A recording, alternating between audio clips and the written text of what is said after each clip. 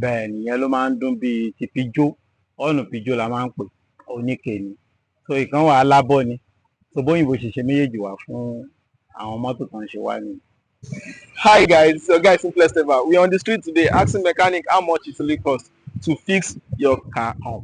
Let's hear what they have to say. tó bá yẹ pé oníke yẹn ni ó máa ná ní 5,000 naira. tó máa dùn pé àwọn yẹn ò wọ́n jọ àwọn yẹn bóyá bíi 5,000. ìyọ̀nà àwọn pijot ẹ̀yà àtijọ́ yẹn wá oníke ẹ̀ méjèèjì tí wọ́n bá fẹ́ ra original 8,500. so alábọ̀ yẹn náà wà ìyẹn bíi 4,000 naira ló máa rà. tó máa ń sáǹdì dáadáa yẹn náà ni. 4,000 5,000 bíi 4,000 naira 4,000 5,000. 8,500. ní 5,000 naira.